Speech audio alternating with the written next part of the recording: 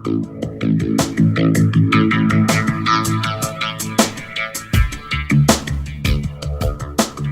वर्तमान राजनीतिक हालात पर अभी जो हो रहा है इसकी वजह से नहीं कहेंगे। जिस दिन ये महागठबंधन बना था तो बड़ी संख्या में पत्रकार मेरे पास पटना में उस दिन आए थे मेरी टिप्पणी लेने के लिए। मैंने उस दिन दो बातें कही थी। एक कि ये व्यवस्था बिहार स्पेसिफिक व्यवस्था है, इसका राष्ट्रीय राजनीति पर कोई असर नहीं पड़ेगा।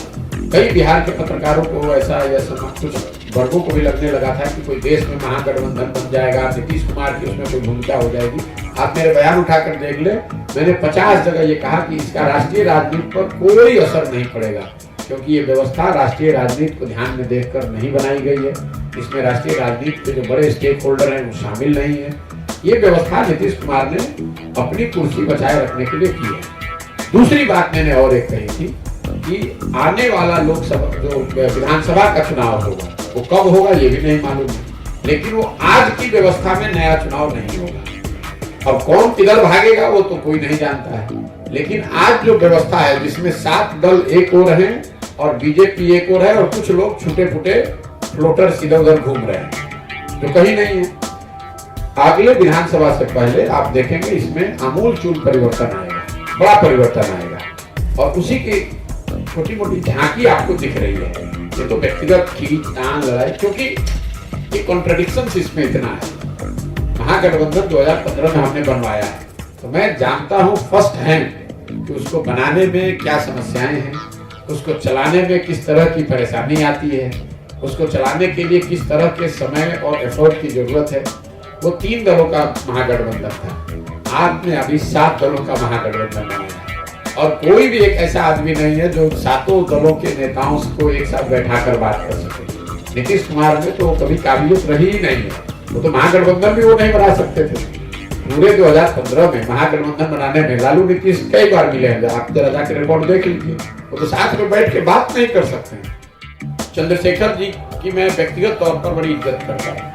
मैं आरजेडी में है लेकिन मैं व्यक्तिगत तौर पर उनको जानता हूँ, पढ़े लिखे समझदार व्यक्ति हैं और रामचरितमानस में या धार्मिक ग्रंथों में, पुराण में, गीता में क्या लिखा हुआ है मैं उस विषय का विशेषज्ञ नहीं हूँ, तो मैं उस पर कोई टिप्पणी नहीं करूँगा। इतना जरूर कहूँगा कि हिंदू ग्रंथों में जो हम लोग बाहर से देखते समझते हैं, ये हिंदू धर्म की खूबी है कि हर ग्रंथ के अलग अलग भाष्य लिखे गए। एक गीता पर 50 भाष्य लिखे गए हैं। हर आदमी जो भाष्य लिखता है वो उसी गीता को अपने तरीके से इंटरप्रेट करता है और उसको ये स्वतंत्रता है, सामाजिक और रिलीजन के हिसाब से भी, धार्मिक भी। तो इसके लिए बहुत बड़ा कोई विवाद का विषय होना नहीं चाहिए। आप शिक्षा मंत्री हैं, उनको ये बताना चाहिए कि शिक्षा व्यवस्था को कैसे सुधार रहे हैं। उनको ये बताना चाहिए कि जो सत्र 3 साल के बजाय 6 साल बच्चों के लग रहे हैं उसको कैसे सुधारा जाए ताकि लोगों का समय नहीं बर्बाद हो। उनको ये बताना चाहिए कि क्योंकि वो खुद पढ़े लिखे आदमी हैं, उनको उस पर ध्यान देना चाहिए। लेकिन वो जो कह रहे हैं ये उनका एजेंडा नहीं है, ये तो जिस दल में वो हैं ये लोग इसी तरह की राजनीति करते हैं। धार्मिक उन्माद फैलाओ, जातीय झगड़ा लगाओ, किसी से कुछ कड़वी बात बुलवाइए ताकि समाज का कोई वर्ग उसको रिएक्ट करे, आपस में उलझ जाए और अपनी शिक्षा, अपने बच्चों की पढ़ाई, अपने बच्चों का भोजन, अपना विकास भूलकर उन्हीं चीज पर फिर से वोट दे। तो ऐसा नहीं है कि उनके मुंह से स्लिप ऑफ टंग हो गया है। उन्होंने सोची समझी रणनीति के तहत इसको कहा होगा। पार्टी ने कहा कि आप कहिए, क्योंकि वो खुद विद्वान, उस पार्टी में कोई दूसरा है ही नहीं कि वो 4 चौपाई भी पढ़ सके, वो खुद विद्वान आदमी है। तो उन्होंने पढ़ा, पढ़कर अरे भाई उस पार्टी के जो लीडर है वो 4 चौपाई ही पढ़ के सुना दे तो भी हम लोग मान लें। तो उस पूरे पार्टी में वही 2-4 लोग हैं जो कि चौपाई भी पढ़ सकते हैं, तो उन्हीं के मुंह से कहलवाया गया है।